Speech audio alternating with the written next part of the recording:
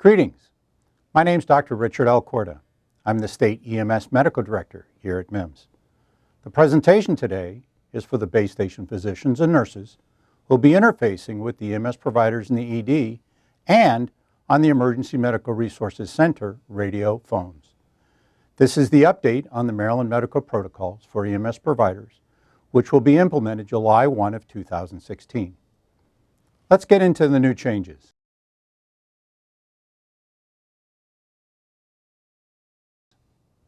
Anaphylaxis is now a standalone protocol. The intention is to reinforce the need for multiple doses of IM epinephrine, and in the case of true anaphylactic shock, not responding to IM epinephrine, to move to 1 milligram in 1 liter of lactated Ringer's IV as a drip of epinephrine, removing the 1 to 10,000 epinephrine slow IV push.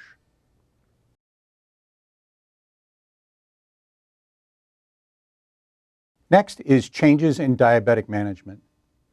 Diabetics with hypoglycemia are regrettably still a common medical emergency for EMS and the emergency department.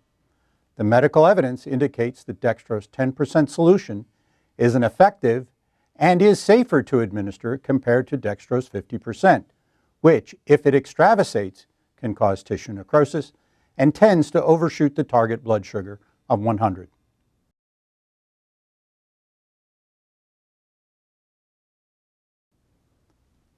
Medical evidence has demonstrated there are differences in rates of medication and fluid administration and access to the central circulation via different interosseous sites. The preferred IO site for adults has been moved to the head of the humerus, where access to central circulation and flow rates are much more advantageous, particularly in the arrested patient.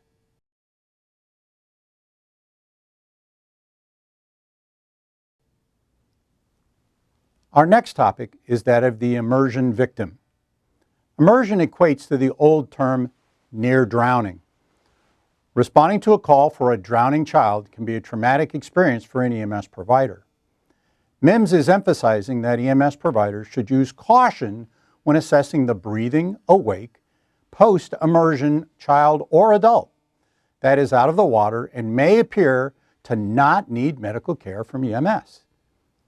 EMS providers are being educated on the delayed complications that may lead to an unpleasant outcome in these patients. Adults and family members may wish to refuse service for themselves or their children. MIMS looks to the base station staff to support the EMS providers in convincing the immersion victim or the patient decision maker that care and transport are essential, as post-immersion wellness could be deceiving, and an expert opinion may help change the mind of a patient or the parent that has experienced a frightening situation.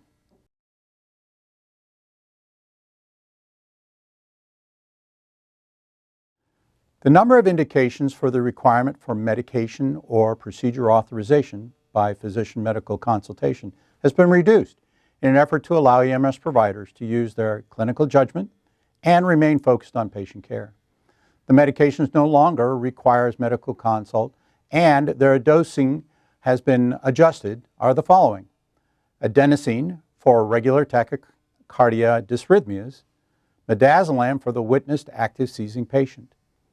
For naloxone, emergency medical responders, or EMRs, under the optional supplemental protocol, and EMTs under the Maryland Medical Protocols for EMS providers are permitted to administer naloxone. The use of heroin and synthetic and prescribed opioids, which may vary in potency, has reached an epidemic proportion in the state of Maryland. In 2014, the legislature approved the administration of intramuscular or intranasal naloxone by laypersons and non-medical personnel, such as law enforcement, if they were trained and certified. This was done in an effort to reduce death and disability associated with heroin and opioid overdoses. EMS providers are still encouraged to IV titrate naloxone for respiratory depression. But in the case of the civilian and EMR or EMT use, this may be given as an IM or IN as a bolus. EMS and the Governor's Heroin and Opioid Task Force are encouraging these opioid-dependent individuals to seek counseling and rehabilitation therapy. Many view the post-resuscitation window as the teachable moment and should receive care and advise the same way we could with diabetic or a CHF patient. MIMS is strongly encouraging EMS providers to also provide referral or rehabilitation resource information to these opioid-dependent individuals.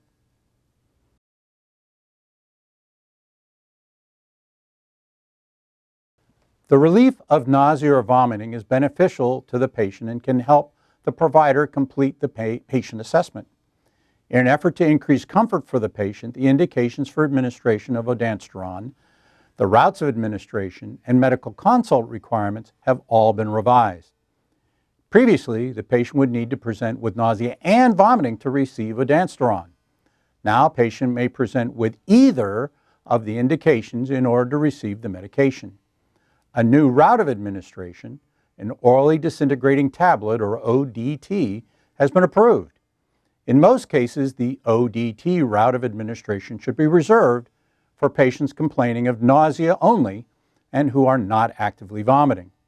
The following dosing may be repeated once without medical consultation. Medical consultation is still required for a third dose for both adults and pediatrics. The initial dosing in adults and pediatric patients 13 years of age and older has been increased to 8 milligrams slow IV over 2 to 5 minutes, or 4 to 8 milligrams intramuscular, or 8 milligrams ODT. The maximum total dose permitted for adults is 24 milligrams.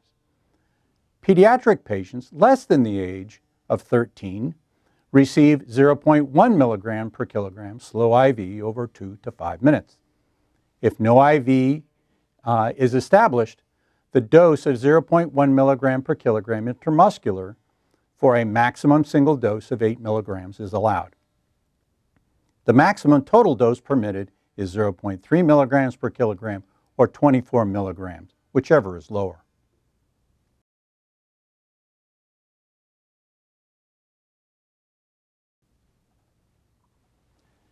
Excited delirium syndrome is a potential life-threatening condition in which a patient is in a psychotic and extremely agitated state. Mentally, the subject is unable to process rational thoughts and to focus his or her attention.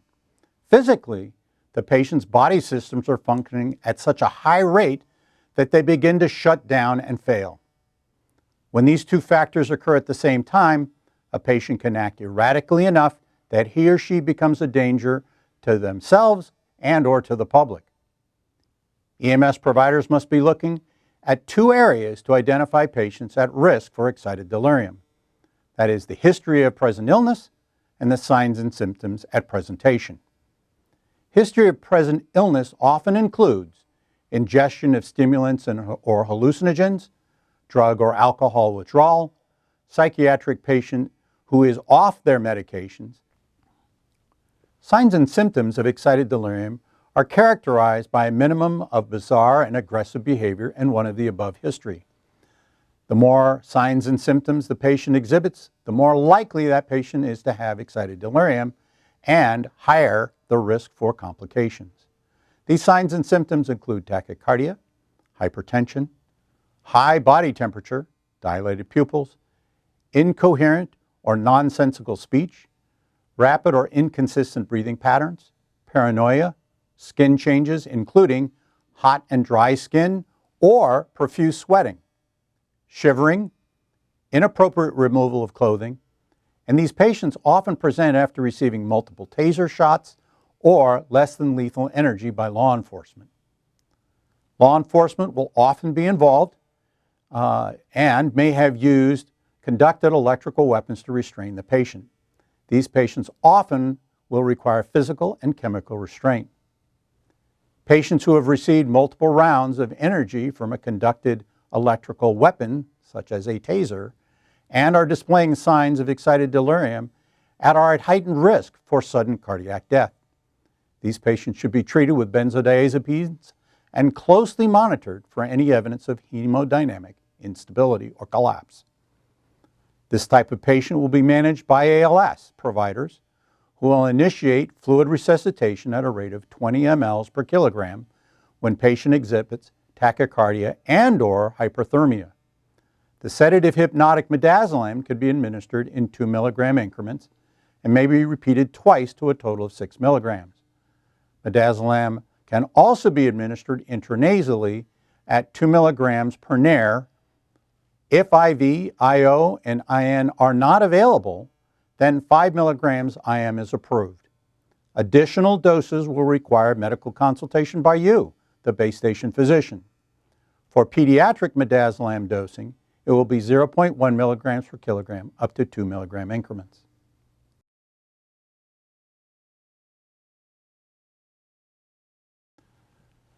I'd like to start with the background for the Emerging Infectious Disease Protocol.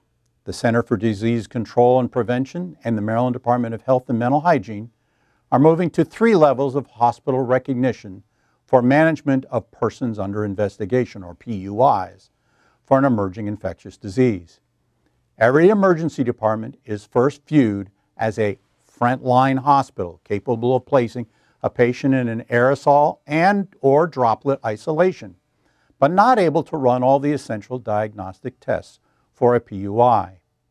Then there are the treatment level hospitals that have been identified for the confirmed emerging infectious disease patient to be isolated and treat him or her. The new hospital level is called the assessment level hospital. The assessment hospital is able to place a PUI in aerosol and droplet isolation for up to 96 hours. Staff at this hospital level perform essential diagnostics tests to determine if the patient has an emerging infectious disease that requires transfer and admission to a treatment hospital.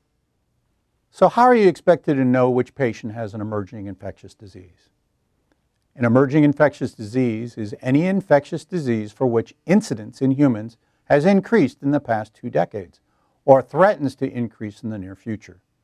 These diseases, which respect no national boundaries, include new infections resulting from changes or evolution of existing organisms, known infections spreading to new geographic areas or populations, previously unrecognized infections in areas undergoing ecological transformation, old infections reemerging as a result of antimicrobial resistance in known agents or breakdowns in public health measures. How do we actually identify a person under investigation? As emerging infectious diseases become more prevalent, the CDC typically publishes a description of each disease called a case definition. The case definition provides a listing of the travel and exposure history plus signs and symptoms associated with the PUI. EMS providers should utilize the case definition to determine whether to include or exclude a PUI for specific testing or treatment and specific isolation or quarantine measures. These case definitions will be posted on the MIMS website and include specific guidance on the identification, treatment, and appropriate transport of these patients and the appropriate use of personal protective equipment. PUIs at a residence should be transported directly to an assessment hospital. If the travel time to the assessment hospital is greater than 45 additional minutes further than the frontline hospital, the EMS provider should transport to the frontline hospital unless your EMS operational program allows you to go further. Pediatric patients under the age of 15 discovered at home or in a non-healthcare environment should be transported to a treatment hospital that is also a pediatric trauma center. Priority 1 and Priority 2 patients with unresolved symptoms that cannot be managed outside the hospital should be taken to the closest frontline hospital. There are exceptions to where patients should be transported, which are listed in 2016 Maryland Medical Protocols for EMS Providers. All providers should review these exceptions and be familiar with them. When in doubt about where to transport, obtaining medical direction from the closest frontline and assessment hospitals is always an option to determine the appropriate destination. Some of these PUI cases may be directly identified by the Department of Health and Mental Hygiene or local health officer. In these cases, MIMS will be directly in touch with the EMS operational program and will provide the destination hospital for the EMS providers, potentially overriding the above protocol guidance. Prior to beginning the transport, the EMS providers transporting PUIs for designated emerging infectious diseases must contact the receiving hospital via EMRC. This should be done as early as possible to allow the hospital staff to prepare. The term PUI must be used in communication to ensure the hospital understands and is prepared to receive that patient. Upon arrival, providers must enter the hospital through the entrance designated by that receiving hospital. In conclusion, make sure you have access to appropriate personal protective equipment for both aerosol and droplet infectious diseases. Be familiar with your DHMH designation and be familiar with the frontline, assessment, and treatment hospitals in your area. Be safe out there.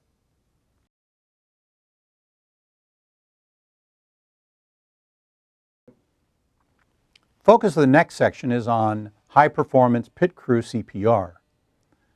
Providers should immediately initiate compressions to a depth of 2 to 2.4 inches at a rate of 100 compressions per minute, allowing for full chest recoil, not rocking on or leaning on the chest.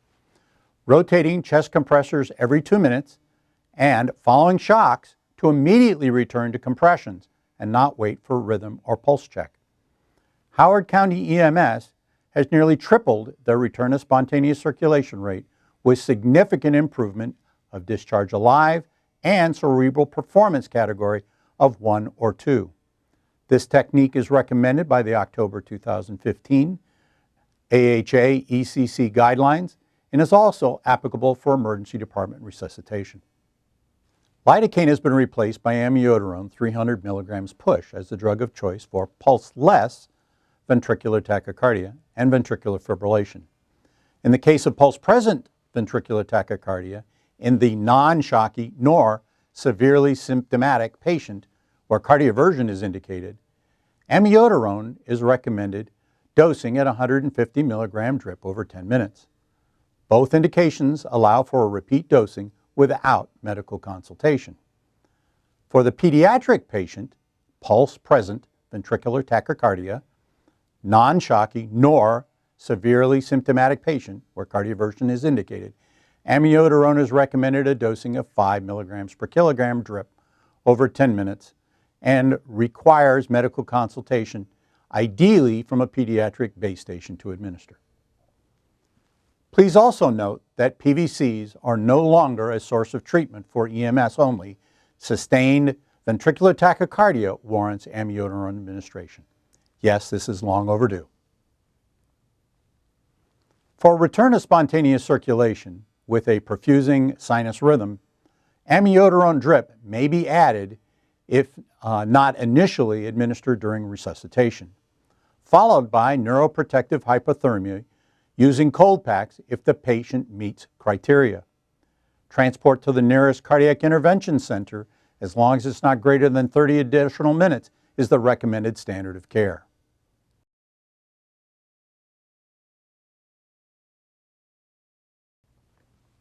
In order for a process to be improved, one must first measure the process. The improvement of cardiac arrest resuscitation is both a national and a state goal. The Center for Disease Control has implemented the National Cardiac Arrest Registry for Enhanced Survival, known as CARES, through Emory University. MIMS has entered into a written MOU with CARES and confirmed through the state AG's offices that this data exchange is in compliance with both HIPAA and other national and state medical records protections. Currently, every EMS operational program in the state of Maryland is participating in the data collection, and as of January 2016, over 30 hospitals have submitted letters of interest to participate and have trained their hospital CARES coordinators. MIMS is looking for every hospital to participate so we can improve cardiac arrest outcomes across the state. Please contact Melanie Gertner at mgertner@mims.org if you have not submitted your hospital's letter of interest, and identify your hospital cares coordinator.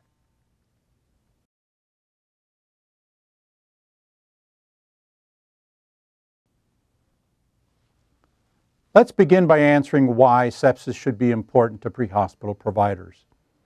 The frequency of sepsis as the primary cause of a patient's chief complaint for a 911 call is higher than that of any other life-threatening emergency, such as cardiac arrest, STEMI, or stroke, as shown in the chart.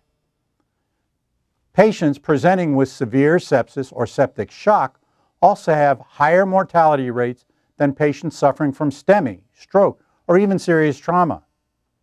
If EMS providers are seeing septic patients more often than other life-threatening conditions, and it has at least the same mortality rate, if not higher, it should be clear it's important that we have the tools to identify and treat these patients aggressively. Early research is showing that with early identification and aggressive fluid therapy, EMS providers can dramatically lower mortality rate for septic patients. EMS providers for adult patients will use a modified version of the Systemic Inflammatory Response Syndrome, or SIRS criteria. The protocol actually reads, an infection can cause a systemic response resulting in fever, altered mental status, shock, including or excluding hypotension, and death. Early recognition and treatment with aggressive fluids, when not contraindicated, and early hospital notification may improve survival rates and patient outcomes. The following patient populations are considered especially high risk for sepsis and should have their temperature measured. 1. Altered mental status. 2. Patients in long-term facilities, particularly nursing homes. 3. Indwelling catheters. 4. Oncology patients. 5. Solid organ transplants. And 6. Bedridden patients. For an adult patient, 18 years of age and older, to qualify for this protocol, he or she must have a suspected source of infection, as above, and also present with at least 2 of the following criteria: temperature greater than 100.4 degrees Fahrenheit, heart rate of greater than 100 beats per minute, respiratory rate greater than 25, or an end-tidal CO2 less than or equal to 32 millimeters of mercury. Hypotension is defined by a blood pressure less than 90, systolic, and point-of-care lactate reading of greater than 4, realizing that right now no EMS operational program is currently providing that optional supplemental protocol of a lactate measure. Patients with hypotension or altered mental status should be considered to have septic shock and treated and transported rapidly. Patients may be treated under this protocol if they do not meet the above criteria with medical consultation through you, the base station. The provider shall use the verbiage sepsis alert as a universal method of notifying the receiving facility that the patient meets sepsis inclusion criteria and alert you to start your sepsis process for identification of this patient. The pediatric sepsis protocol actually identifies additional criteria to that of the adult protocol. The following pediatric patients are at greater risk for sepsis and should have their temperature measured: altered mental status, asplenia, bone marrow or solid organ transplant, cancer patient, cerebral palsy, sickle cell disease, central or indwelling catheters, immunodeficient or immunosuppressed patients, bedridden, and the severely mentally delayed. For a pediatric patient under their 18th birthday, to qualify for this protocol, he or she must have a known or suspected infection and also present with at least 3 of the pediatric sepsis rule-in criteria by age, as shown on the chart. A patient not meeting 3 or more pediatric sepsis rule-in criteria by age may be treated under this protocol with pediatric base station medical consultation approval if sepsis is suspected by the pre-hospital provider. Patients that meet the sepsis rule-in criteria and have at least one of the high-risk grade-in area sepsis rule-in criteria by age should receive aggressive standing order fluid therapy. Other patients meeting pediatric sepsis rule-in criteria but not having one of the grade-in high-risk signs may be treated only after contacting pediatric base station for medical consultation.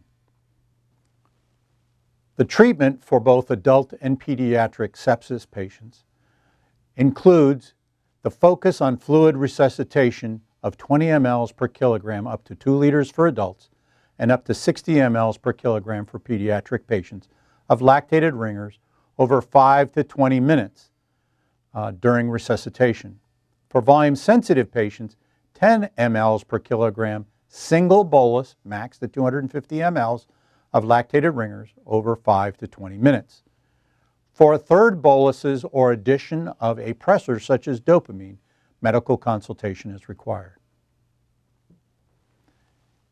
In summary, for both the adult and pediatric sepsis protocol, EMS providers are going to apply the age-specific high risk for sepsis criteria and assess the patient's vital signs, including measured temperature.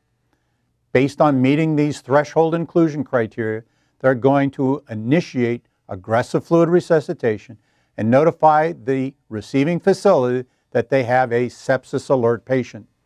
The EMS providers may need medical consultation and guidance on fluid and dopamine management for the truly unstable or non-responsive to therapy patient.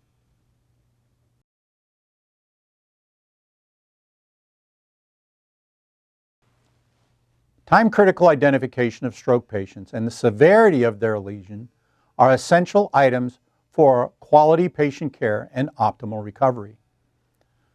To address the need to identify stroke severity, MIMS has modified the stroke protocol for 2016.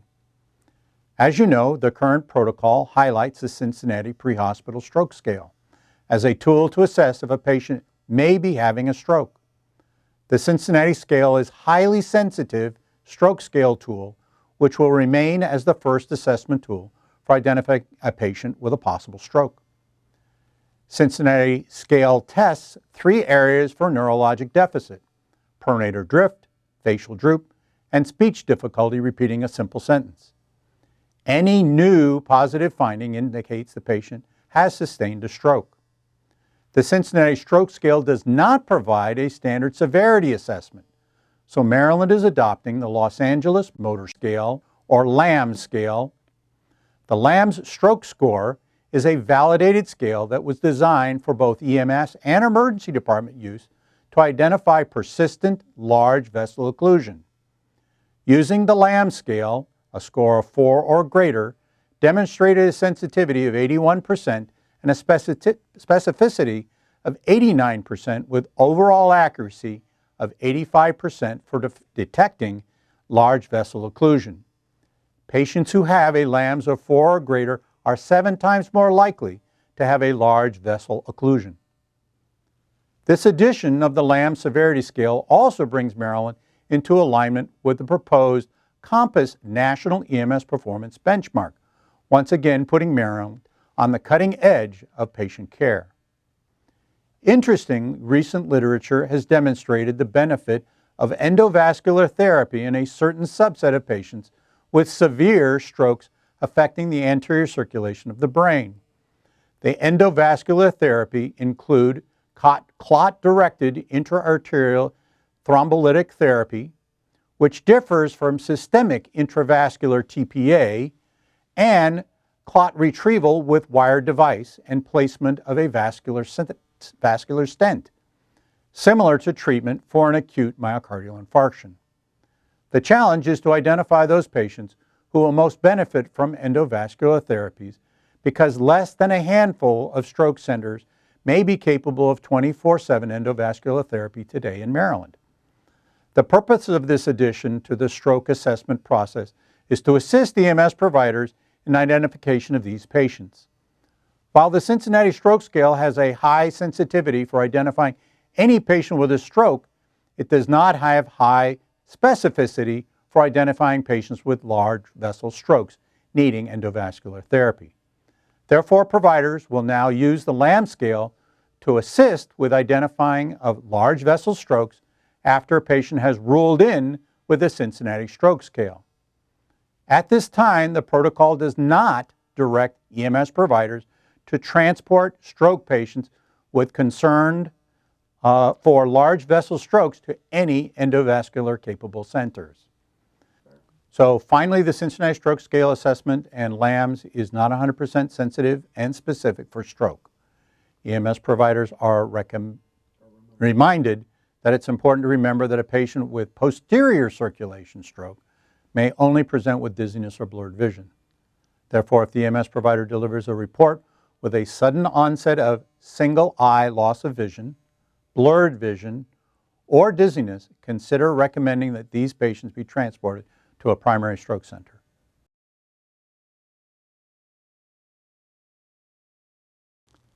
The 2015 AHA states there's a large body of evidence that blood oxygen levels in uncompromised babies generally do not reach extrauterine values until approximately 10 minutes following birth.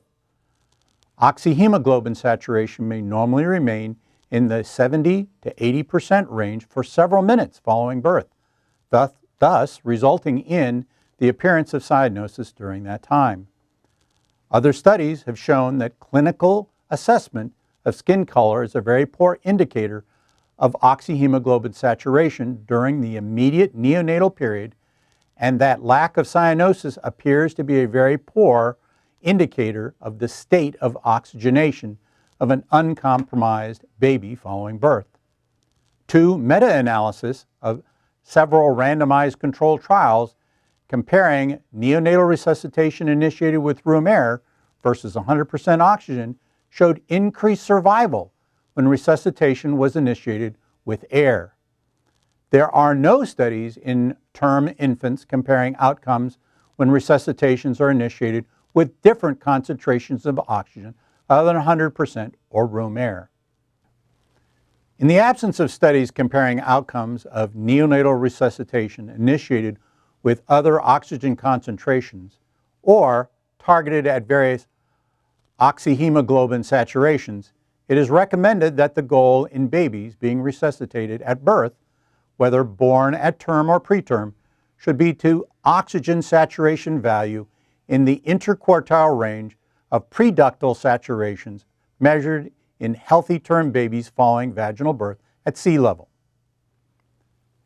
Maryland EMS for Children Department and the State Office of Commercial Ambulance Licensure and Regulation have just completed a 2-year cycle of offering the Neonatal Resuscitation Program, or NRP, standardized course from the American Academy of Pediatrics. Based upon the resuscitation recommendations from the NRP course and the 2015 American Heart Association for Cardiac Care newborn recommendations, the following changes have been incorporated in Maryland EMS protocols. The first and most significant change occurs in both BLS and ALS care during the first minute and first 10 minutes of transition of life for the newly born infant. Evidence-based practice in the delivery room and the emergency room when needed has shown that the alert and responsive newly born infant does not need to have oxygen support during the first 10 minutes of life. In fact, it's normal for infants' oxygen level to slowly increase as they adjust to room air of 21% oxygen saturation. Below is a simple chart that lists the targets for oxygenation.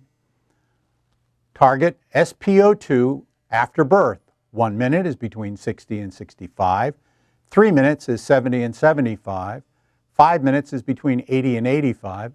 And at 10 minutes, it's 85 to 95%. During this time, the EMS providers should follow the inverted triangle. Dry the patient, get more dry towels, keep them nice and dry, warm the baby near the mother, position the mother and with an airway in neutral position, and stimulate the baby if necessary. Remember, these steps are for an alert, responsive, newly born infant who may not be pink yet, but will get more color as it transitions from intrauterine life to extrauterine life. The resuscitation for the unresponsive or unstable infant care has not changed.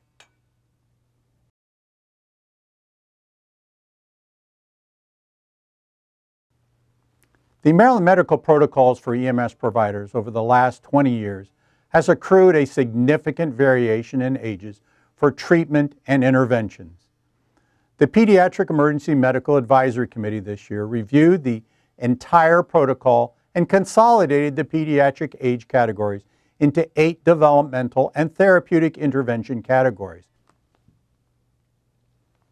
These are newly born, neonate, infant, toddler, preschooler, school age, and adolescent. These age groups will have little effect on the base station consultation and orders, as nearly all medications are weight-based in the pediatric age group. For the adult patient, there are only 2 age groups. That is 18 and older to the age of 69, and at 69 and greater, we modify some of the medication dosings to a half dose.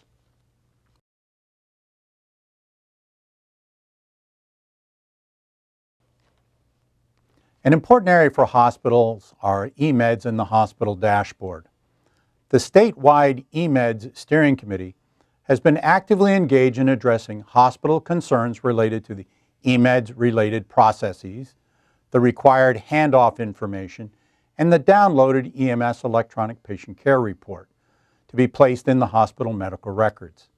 MIMS, working with ImageTrend, is adding the date and time stamp to the printed hospital report to document, 1, when EMS provider has completed their report, and 2, when the eMeds report was printed from the hospital dashboard and added to the hospital medical record. The eMeds Steering Committee is also looking at performance measures for EMS operational programs and hospitals, such as the EMS to hospital handoff, which has historically been called the off-stretcher time. The current average from arrival at hospital to patient off-stretcher at all hospitals in Maryland is 13.8 minutes. The individual hospitals have access to their own times and reports. This is clearly an area for state improvement, as the wait times have been getting longer, which has a negative impact on EMS unit availability to respond to 911 requests for service.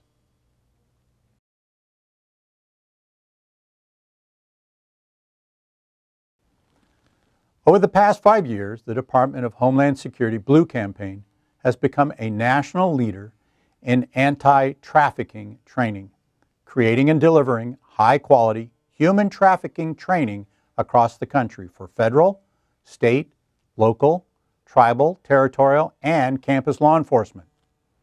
MIMS wants you to team up with our public and private sector friends and partners in your community to ensure that important information about human trafficking is being shared with individuals, families, and communities from truck stops along our nation's highways or in our homes. Finally, DHS has implemented a national public awareness campaign displaying awareness materials in 13 major U.S. airports, creating and sharing tools for law enforcement, educators, judges, and healthcare professionals, and airing other public service announcements around the country over 50,000 times. Our goal is to better equip the Maryland EMS, hospitals, and the general American public to recognize and report indicators of human trafficking. If you suspect someone is being held against their will, local law enforcement or DHS should be called.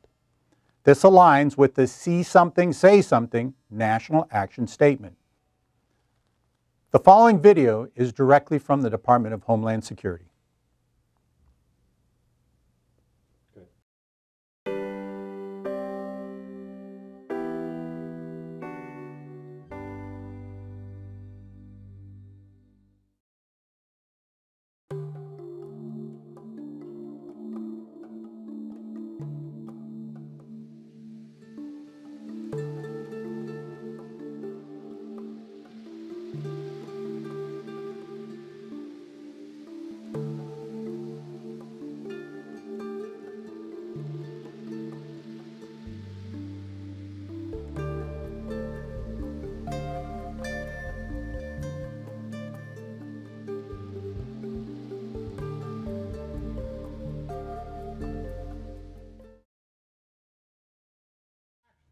Mang hết mấy cái đồ mang đây nè. Mày có điện thoại không? Nè, tao gọi mày. Đi đi. Hey mày. Mày đứa này. Lấy xe cho tôi, mang hết mấy cái đồ này lại. Đừng có gọi ai hết. Đi đi. Mau lên.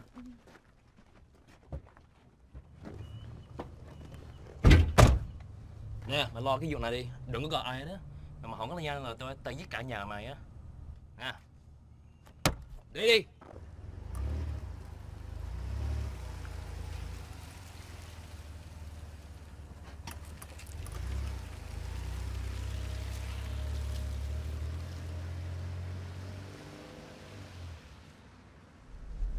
Em sợ. Anh sợ không? Mà làm sao được? Ông chúa này á, ông không có sợ giết gia đình mình.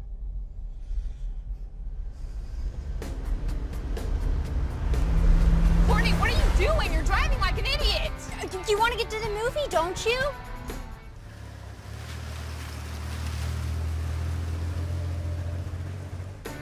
Look, it's playing at the gallery in like 45 minutes. I'll just text Josh when he's there. Let me see that. Courtney, what's up? Em có bị sao không? Đau tay. Mà cái xe, trời ơi, cái xe.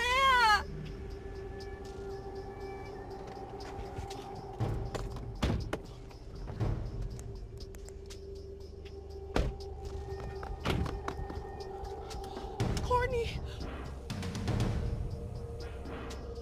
There's been an accident at Bunker Lane and Main Street. Katie. Oh my God, are you okay? Ê, ông chủ, xe của ông bị đụng. Họ đâm vô xe của ông. Yes, please send an ambulance. Thank you. Anh thấy người ta tới đây nè. Are you guys okay? Are you hurt? I've already called 911. Are you guys okay? Ông chủ này không?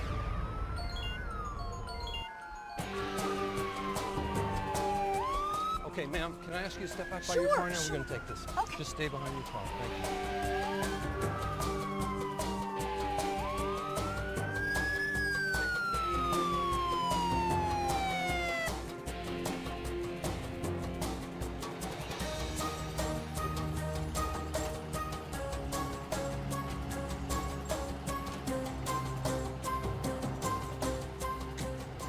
Step away from the vehicle. Paramedics are on scene. Let them do their job. Paramedics on scene. So what do we know? I got two in here. Are you okay? Look, no. Stay right there. Are you okay? Nói nghe. Do you have any pain? Stay right there. Look, it looks like they don't speak any English. Can you find me an interpreter? Whoa, where are you going? But I know them. Can you interpret? Yes, they work for me. I'm their boss. Hey, Jack, this guy says he's their boss and he can interpret for you. Yeah, I need him. All right, come on. Talk to this guy. Can you translate? Yes. Can you ask them if they're hurt, if they're in any pain? Mày thấy mày làm cái xe của tao không? Mày phải chạy ra đó. Giờ lắc đầu nói không. Làm đi. They're okay. I'm gonna take them home now. It's really best if we do an injury assessment and take some vitals before you take them home and make that decision. They're fine, see? Just a scratch. They don't have to go to the hospital. Fine. If you'll just wait here, I really need you to sign a release form. Yes. Hurry.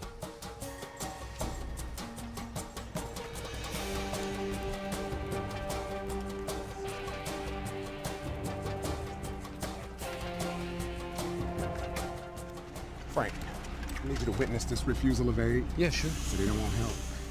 Look, man, I don't really buy this. I mean, the guy back there, he says he's their boss, but he's really controlling, and he's not concerned with their well-being. All right, listen, here's what I have to do. I have to go and get their names and their identification for my report. Let me see what other information I can get out of them, and then we'll find out what's really going on here. We just got to be sure we help those victims. Mày thấy mày làm cái xe của tao không? Tao cậy giết cả nhà mày á. Tao tắt tới nè, tụi nó vậy đó. Excuse me. I'm Officer Provost. You're not in any kind of trouble, okay? I just need some basic information. Help me out, okay? What are your names? Their names are difficult to spell. Here you can write them down from here. Do you understand me? Come on. You be quiet. Do you work for him? Đừng có nói cái gì đó. I told you, Đừng có nói cái gì đó. be quiet. Where do you live?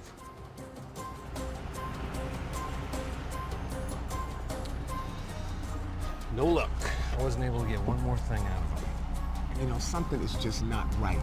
I mean, they are clearly scared of their boss, and I think they're lying about not being injured. And he's adamant about them not getting treatment. Something is wrong. Yeah, you know what? It looks and sounds just like human trafficking. Human trafficking. Yeah. So what's next? We call ICE. They've got agents and they deal with this kind of stuff all the time. Come on, ICE? Look, they need help. I'm not trying to get them deported. Yeah, listen, it's not like that, okay? They'll get the victims the help that they need. I've worked with ICE before. They know what they're doing. Trust me.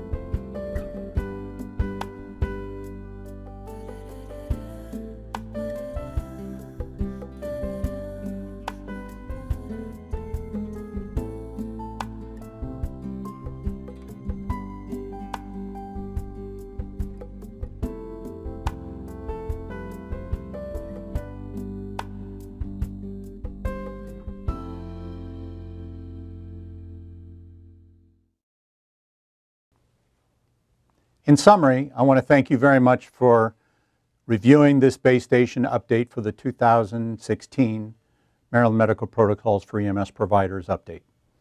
This is extremely important information so that we can have and maintain the high level of pre-hospital EMS care that we have today under your medical direction. As a system, it takes all parts to save a life, from the 911 caller who delivers pre-arrival instructions, to the responding EMS providers who initiate care and contact the hospitals to receive and give medical direction when indicated, and then that handoff to the hospital where definitive care, hopefully successful resuscitation and rehabilitation and back into society is so integral and important. I want to thank you for everything you do and continue to deliver quality EMS and emergency department care in the state of Maryland.